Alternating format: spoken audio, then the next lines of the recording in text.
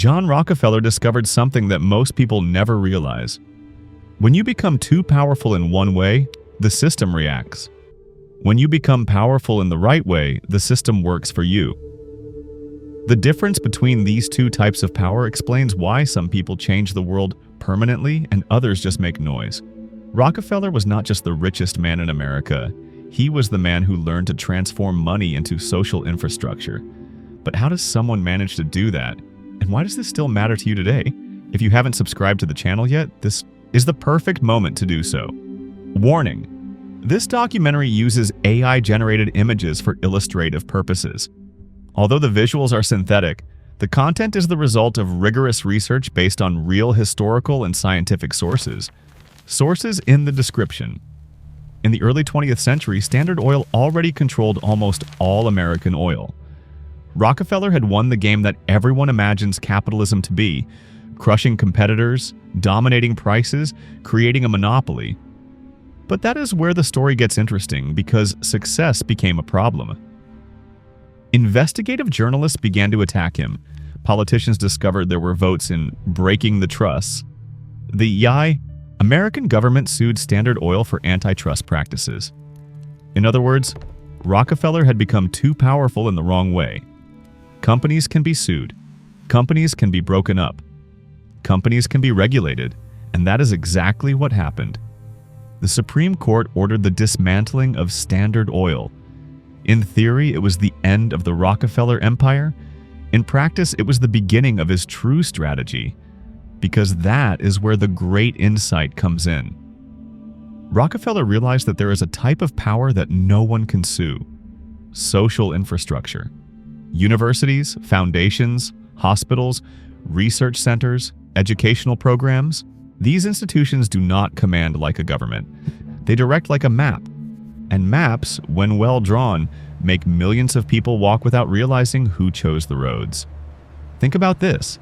If you have a company and it dominates a market, everyone knows you have power. If you fund the universities that train the experts, if you create the foundations that define research priorities, if you standardize the teaching that forms the next generations, you have the same power, but no one can point to it as authoritarian. Because foundations help, universities educate, hospitals heal. The Rockefeller Foundation is born exactly in this moment of public pressure, when his reputation needed to be rebuilt. But notice this detail. He did not make one-off donations to clear his name. He created a permanent vehicle of influence. The difference is brutal. A donation ends. A foundation creates criteria, goals, teams, reports, partnerships, and principally, institutional dependency. Look at how this works in practice. Universities start to plan their projects based on what is fundable by the foundation. Researchers adjust their proposals to the interests of the financiers. Hospitals develop programs that align with the established priorities. It is not corruption. It is not blackmail. It is much simpler and much more efficient. It is incentive.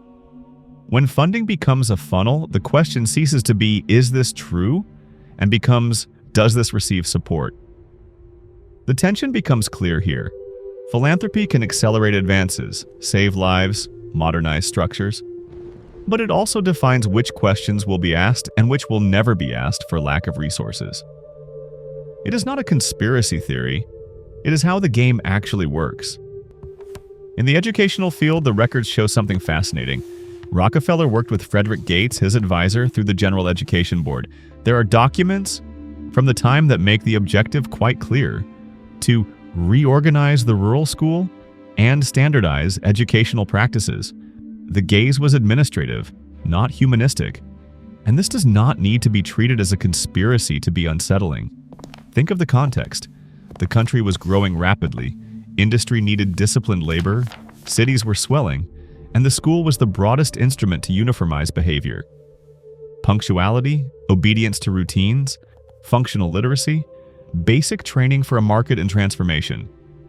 The classroom with a bell, rigid schedules, and repeatable curriculum seems natural when you are born inside it. But historically, this model was a project, and projects have authors, interests, and consequences. The uncomfortable question is not, did Rockefeller control everything? It would be impossible to sustain that seriously. The question is another. When an elite funds the form of education, who earns the right to say what forming a good citizen is? Who defines what should be taught? What kind of person should the educational system produce? These decisions seem technical, neutral, but someone is taking these decisions. And whoever funds generally has a voice in the process. In medicine, the case becomes even more documented and ambivalent. The famous Flexner Report was produced after a major inspection of American medical education, with funding that came from the Rockefeller Circle. The report helped to consolidate scientific standards, laboratories, teaching hospitals, and stricter requirements for medical training. This raised quality and reduced quackery. It was a real and positive contribution. But it also closed schools, concentrated power in specific universities, and deepened inequalities, including racial ones, something historians debate based on the text of the report itself and the institutional effects it produced. Private funding in medical research brought medicine closer to the industrial model. Standardization, protocols, a logic in which what can be produced at scale and validated in a laboratory gains priority over more diffuse and less patentable practices. Again, it is not necessary to fantasize a secret plan. Just follow the incentive. When science depends on funding and industry depends on patents, the frontier between cure and market becomes a negotiated line. What can be monetized receives more attention. What cannot stays in the background. Try to follow this turn. Rockefeller does something that many confuse with being nice, but is in practice long-term engineering. He buys legitimacy. A hated tycoon can be toppled. A respected benefactor becomes a moral reference. And legitimacy functions as political armor. It opens doors, reduces resistance, facilitates political alliances, and transforms criticism into ingratitude. When a foundation funds a university, that university tends to protect the relationship. When it funds a hospital, that hospital tends to defend the model. When it funds research, it generates a chain of prestige and career. Grants, laboratories, publications, congresses. Influence does not need to order anyone. It only needs to make some trajectories possible and others unlikely. This is changing the world in your favor in its most concrete form. It is not controlling people one by one. It is controlling the conditions of the game. Rockefeller learned that the most efficient power is not the one that screams. It is the one that organizes. It is the one that structures. It is the one that defines how things work without anyone realizing that a definition is happening. Now pay attention to this detail, because here is where the story becomes a manual. What Rockefeller did can be described as a sequence of replicable decisions. On a smaller scale, by anyone who wants to shape a sector, a community, a public agenda, or a market. First movement, he chose levers, not local victories. Instead of winning one more dispute, he aimed at the points that organize everything else. Education, health, research, public opinion. If you want to change the world in your favor, the practical question is, which lever organizes your ecosystem? In a market, it might be distribution. If you control how products reach the consumer, you influence who wins and who loses. In a professional area, it might be certification. Whoever defines the criteria to be qualified defines who can play the game. In a community, it might be training and access. Whoever educates the next leaders shapes the future of the community. In a cultural narrative, it might be media and language. Whoever defines how we speak about a topic influences how we think about it. Whoever influences the lever influences thousands of decisions without needing to be present. Rockefeller realized this before any business guru coined the expression systems thinking. Second movement, he created a permanent vehicle. People die, structures continue. You do not need a billion-dollar foundation to apply this. A vehicle can be a company with a clear purpose, an institute, a community with defined governance, an educational platform, an applied research organization, a scholarship fund, an ecosystem of partners. The rule is simple. If it depends only on your daily effort, it is not infrastructure, it is a personal project. Infrastructure works when you are not present. Rockefeller transformed project into infrastructure. He created institutional machines that produce results without constant supervision. Third movement, he defined agenda and metrics. Whoever funds generally defines priorities. Which problems are urgent? Which are solvable? Which are modern? At your level, this means choosing an agenda with total clarity. What change do you want to see? In what time horizon? What indicators show that you are winning? Without this, your energy becomes dispersion and your influence becomes improvisation. With this, you begin to attract allies because people do not follow only charisma. They follow clear direction. They align themselves with whoever seems to know where they are going. Fourth movement, he bought credibility with verifiable results. Effective philanthropy is not the one that moves emotions. It is the one that creates evidence. Pilot programs, detailed reports, partnerships with recognized institutions, audits, publications, concrete cases of success. This changes the conversation. Instead of, I think, it becomes, it worked here with these data under these conditions. Whoever dominates evidence dominates the debate because it forces others to react with facts, not with opinions. Rockefeller understood that reputation based on results is more solid than reputation based on discourse. Fifth movement. He understood that reputation is not vanity, it is an access tool. You do not need to stage kindness, but you need to build trust. Transparency, accountability, ethical limits, public commitment to clear criteria. Influence that hides becomes suspicion. Influence that explains itself becomes a reference. Rockefeller needed to reconquer reputation after years as a robber baron. You can do the opposite. Start small with a clean reputation and grow without needing to launder anything later. But the principle is the same.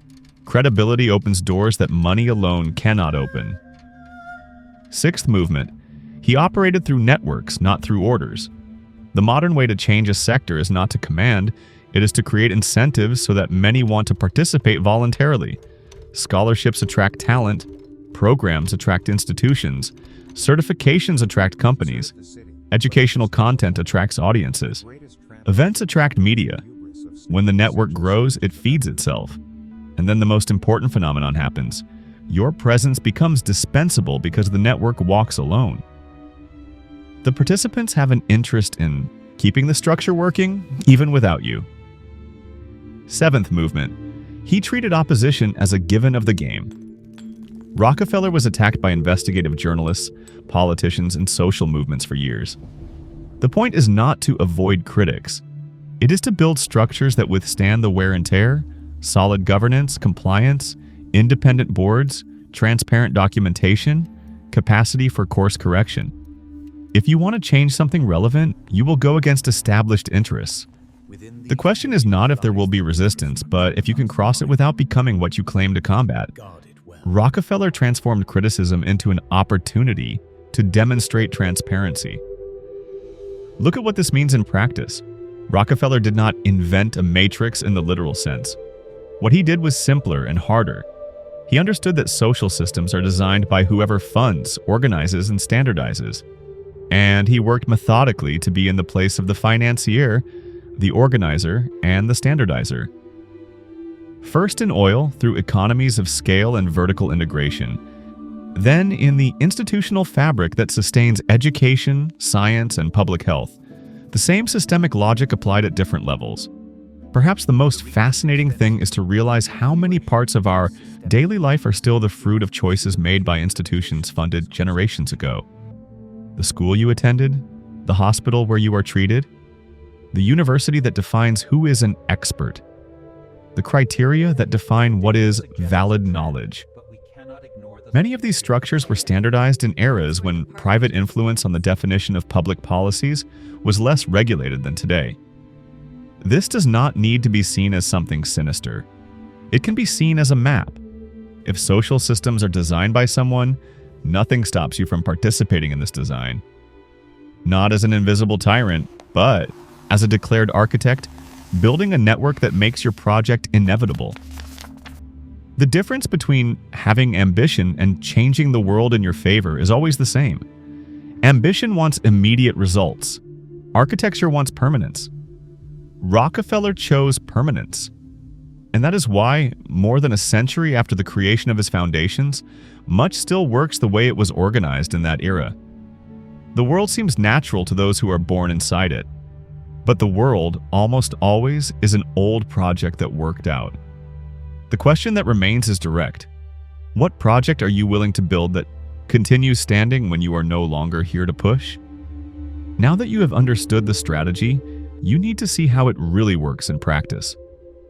Because one thing is to talk about social infrastructure as a concept, another thing is to understand how Rockefeller literally redesigned entire sectors of American society, and how this still shapes your life today, even if you do not realize it.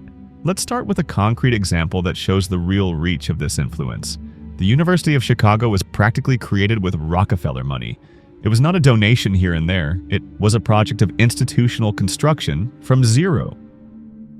William Rainey Harper, the first president, worked directly with Rockefeller to define not only what the university would teach, but how it would function. The records show detailed conversations about curriculum, teaching method, selection of professors, even the architecture of the buildings. Rockefeller did not want just one more university.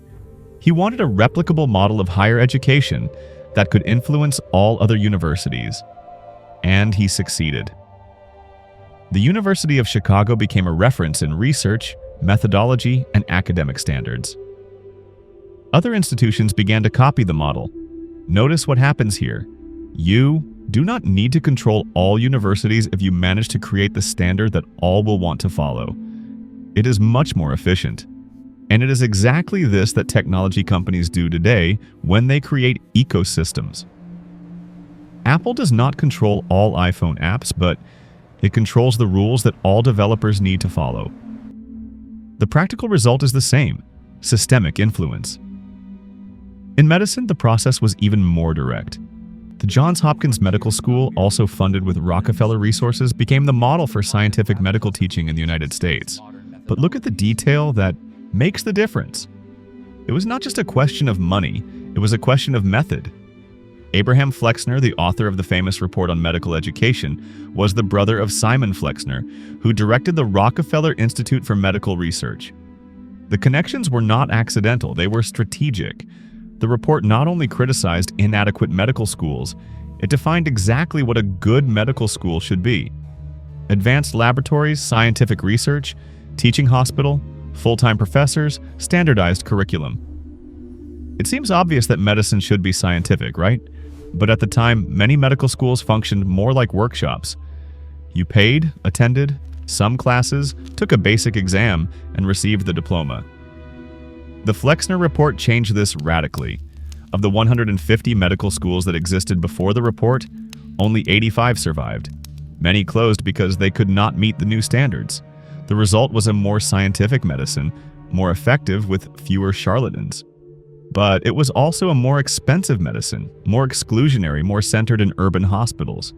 And with a documented racial bias, schools that served black students were disproportionately closed. This does not mean that Flexner was a conscious racist or that Rockefeller planned racial exclusion. It means that when you standardize a system, there are always winners and losers. And whoever defines the standard influences who wins and who loses. Today, this happens all the time on a smaller scale. When Google changes its algorithm, some sites go up and others plummet. When a professional certification becomes mandatory in a sector, some professionals benefit and others are left behind. When a new regulation is created, some companies prosper and others go bankrupt. The difference is that Rockefeller did this consciously as a long-term strategy. Most people do not realize that these rule changes are opportunities for influence. But perhaps the most impressive example is what happened in agriculture. The Green Revolution, which transformed world agriculture starting in the 40s, had deep roots in the Rockefeller Foundation. Norman Borlaug, who won the Nobel Peace Prize for developing high-yield wheat varieties, was funded by the foundation for decades. The program began in Mexico, expanded to Asia, and ended up feeding billions of people. It was a genuine contribution to solving world hunger. But notice the mechanics. The foundation did not only fund research, it created training centers, formed a generation of agronomists, established seed distribution networks, influenced government, policies of dozens of countries. The agricultural model that spread prioritized chemical fertilizers, pesticides, hybrid seeds, monoculture, and mechanization. It was effective for increasing production, but it also created technological dependence, land concentration, and environmental impacts that we are still managing today. Again, it is not a question of good versus evil. It is a question of understanding that when you solve a problem in a specific way, you are choosing what kind of future will exist. And whoever funds the solution generally influences the choice. Think how this applies to your context. If you want to influence a professional area, it is not enough to be good at what you do. You need to influence how the area defines being good. If you want to change a market, it is not enough to have the best product. You need to influence how the market defines best product. Rockefeller understood that the power to define criteria is greater than the power to meet criteria. It is the difference between playing the game and changing the rules of the game. Now look at how you can apply this in practice, even without billions of dollars. Let's use contemporary examples of people who applied similar principles on a smaller scale. If you work in technology, you can create educational content that teaches not only tools but methodologies. When your methodologies become the standard in the industry, you become a reference. If you work in marketing, you can develop frameworks that other agencies start to use. When your framework becomes the way to do it, your influence grows. If you work in education, you can create training programs that define competencies for a specific area. When schools adopt your program, you are influencing thousands of students. If you work in health, you can develop protocols that other professionals follow. When your protocol becomes standard, you are shaping how care is offered. The key is always the same. Do not try to convince person by person. Create structures that make your approach the most logical option. Rockefeller did this through direct funding. You can do it through content, community, certification, events, applied research, strategic partnerships. The principle is identical. You create the context where your vision makes sense. But there is a part of the story that is generally ignored and that shows how this strategy can go wrong. Not everything Rockefeller tried worked. And understanding the failures is as important as understanding the successes. The League of Nations, which preceded the UN, received significant support from the Rockefeller Foundation.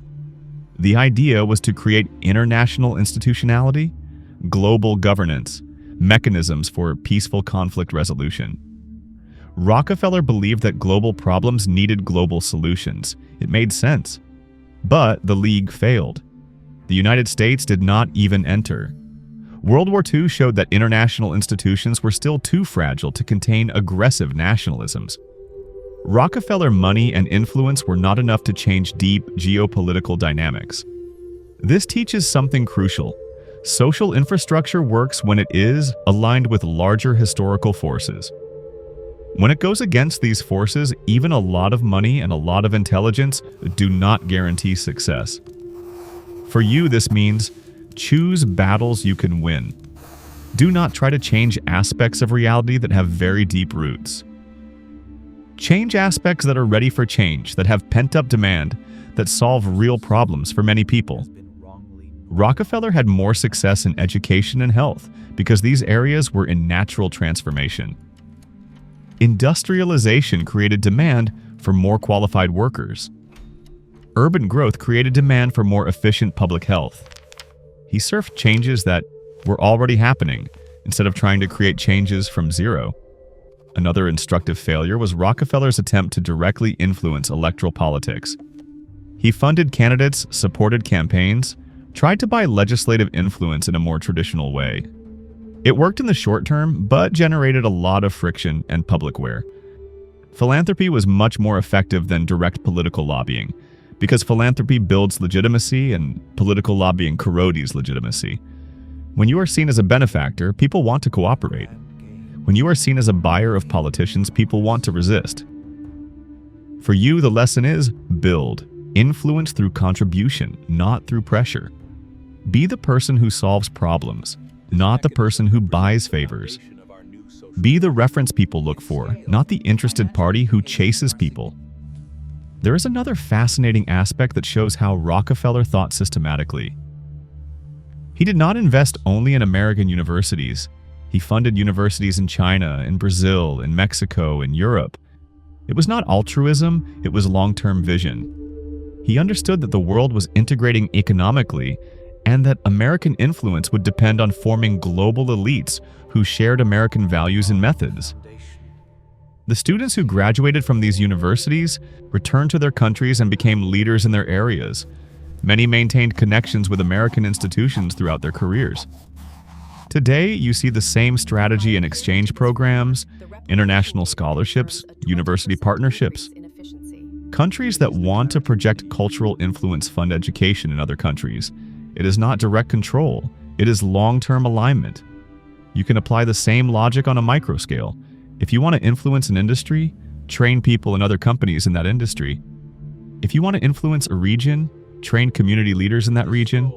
If you want to influence an academic area, advise graduate students who will work in other universities. Investment in people is the investment with the highest return on influence, because people formed by you carry your vision wherever they go. And when they occupy leadership positions, they multiply this vision naturally. Rockefeller discovered that forming a generation is more powerful than convincing a generation, because convincing is temporary. Formation is structural.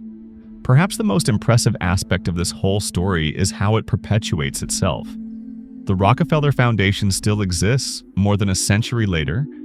It still funds research, still influences public policies, still defines priorities in global health, agriculture, climate change.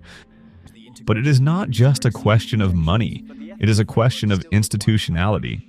The foundation created processes, criteria, networks, partnerships that function independently of who is in command. It became part of the global decision-making infrastructure.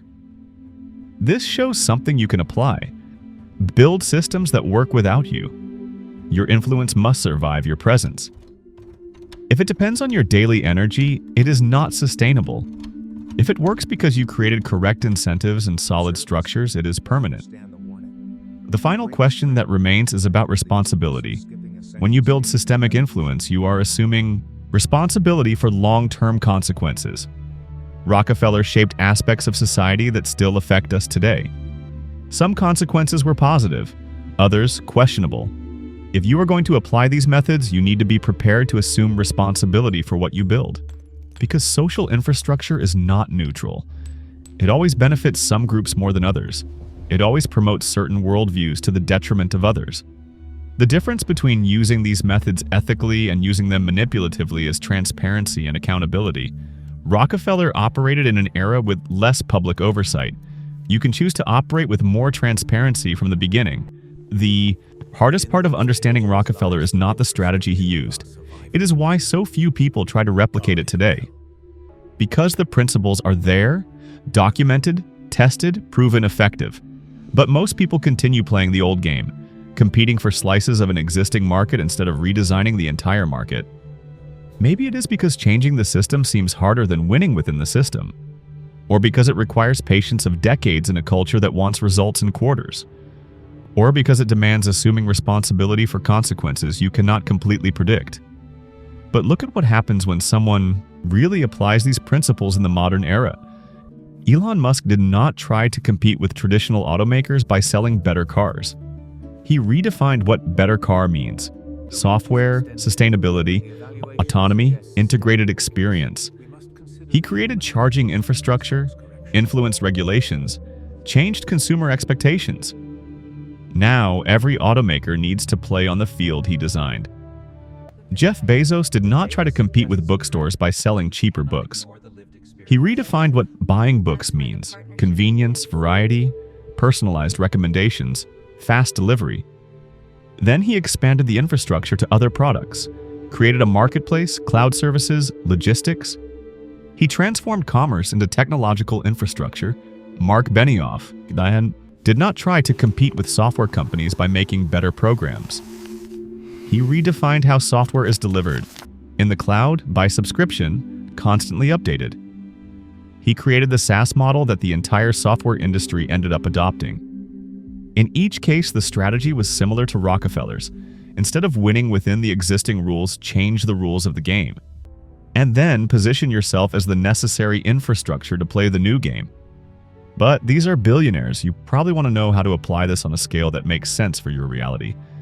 So let's break the process down into concrete steps that anyone can start implementing tomorrow. First step, identify systemic frictions. Look for situations where many people face the same recurring problem, but treat it as that's just how things are. Rockefeller realized that medical education was inconsistent. Musk realized that cars were polluting. Bezos realized that buying books was inconvenient. The question is not, what problem can I solve? It is, what problem does everyone think is normal but shouldn't be? Systemic frictions are infrastructure opportunities. When you solve a systemic friction, you don't just gain customers, you gain institutional dependency. To find these frictions, observe recurring complaints in forums in your area. See which processes people accept as necessary but hate doing. Note where competent professionals spend time on activities they shouldn't need to do. These are signs of a poorly designed system. Second step, map the ecosystem of stakeholders. Who would benefit if this friction were eliminated? Who would lose power or revenue? Who makes decisions about how things currently work? Who influences these decisions? Who funds? Who regulates? Who educates people working in the area? Rockefeller mapped medical education and realized that doctors, patients, hospitals, and the government would benefit from stricter standards, but weak medical schools and charlatans would lose. He allied himself with the potential winners and created alternatives to neutralize the losers. This mapping shows where you need to build alliances and where you need to expect resistance. It also shows which levers are most important. If you can get the support of the educators, the financiers, or the regulators, the other stakeholders tend to align. Third step, build proof of concept on a small scale. Do not try to change the whole world at once. Choose a specific segment, a delimited region, a well-defined group of users. Prove that your approach works before trying to scale. Rockefeller tested the philanthropic method in small projects before creating the foundation. Musk validated electric cars with the Roadster before attempting mass production. Bezos started only with books before expanding to other products. Your proof of concept needs to generate 3 types of evidence. It works technically, people really want it, and you can make it work economically. Without these 3 elements, you have no basis to convince larger stakeholders to support your vision.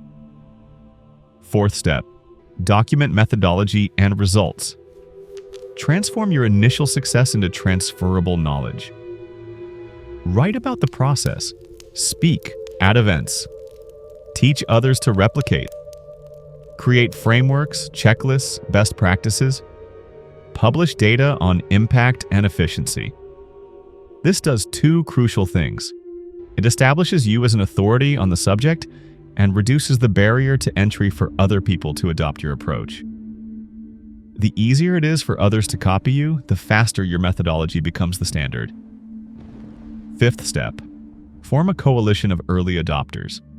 Identify people and organizations that have an interest in seeing your approach spread. Offer training, certification, partnership, co-development.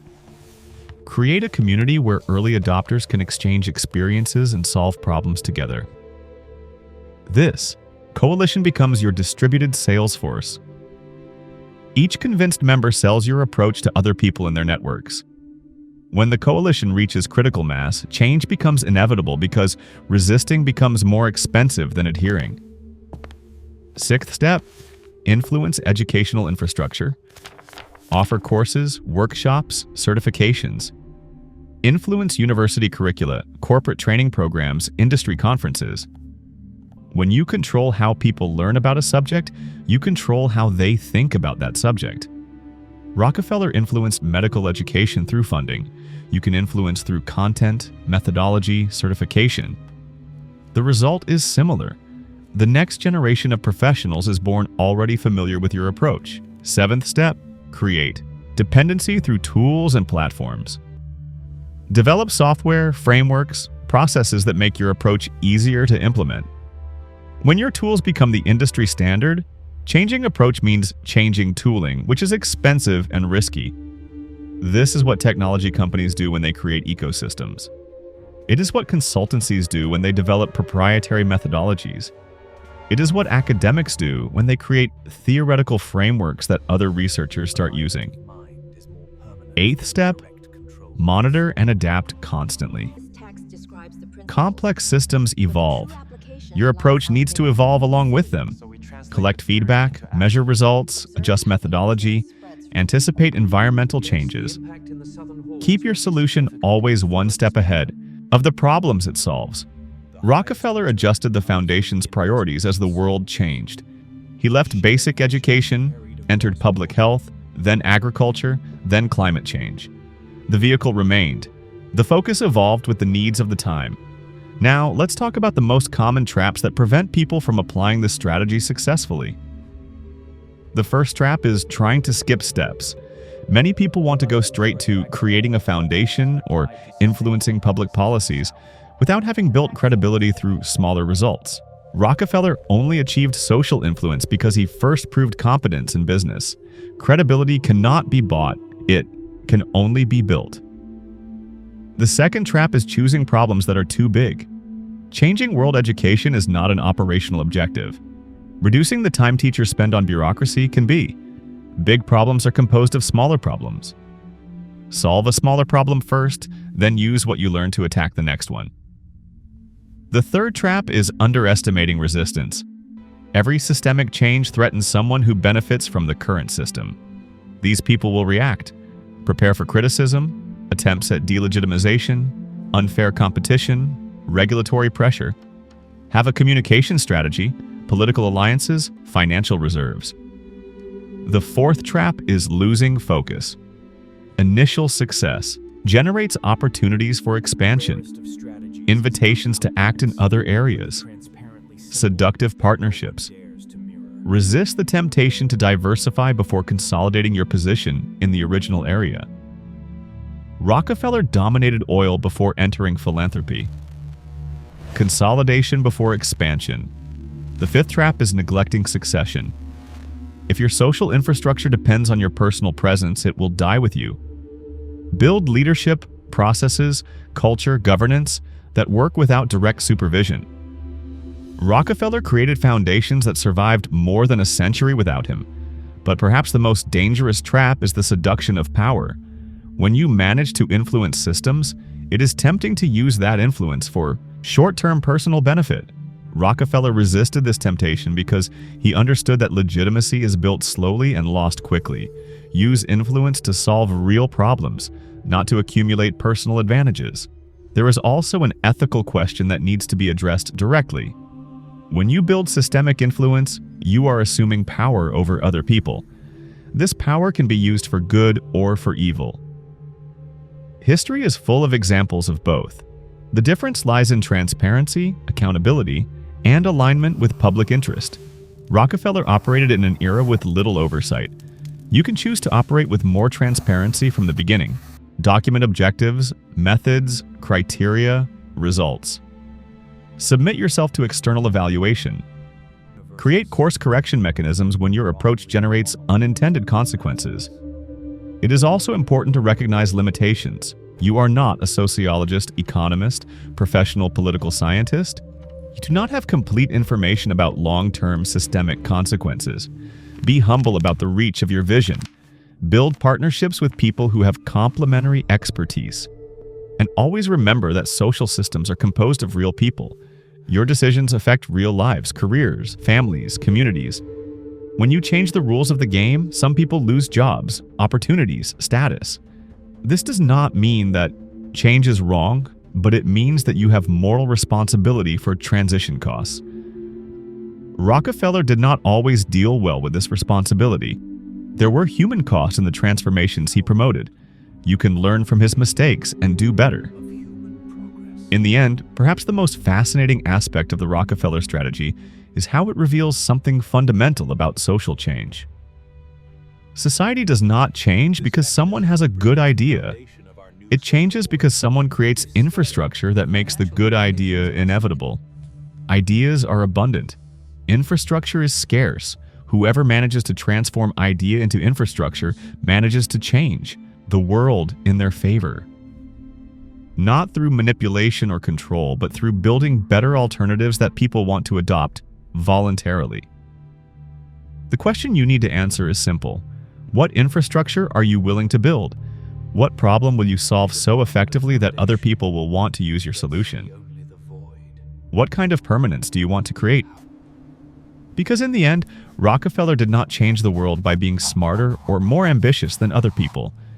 He changed the world by understanding that real change requires patience, method, resources, partnerships, and principally, commitment to permanence. The question is not whether you have the capacity to apply these principles. It is whether you have the willingness to invest years building something that may only show complete results after you are no longer here to see it. If you have that willingness, the methods are available. If you don't, at least now you understand how the world really works. Through infrastructure built by someone, at some moment with some purpose. And this should make you pay more attention to who is building the infrastructure that shapes your life today. Because even if you do not want to build, you are certainly being shaped by someone who built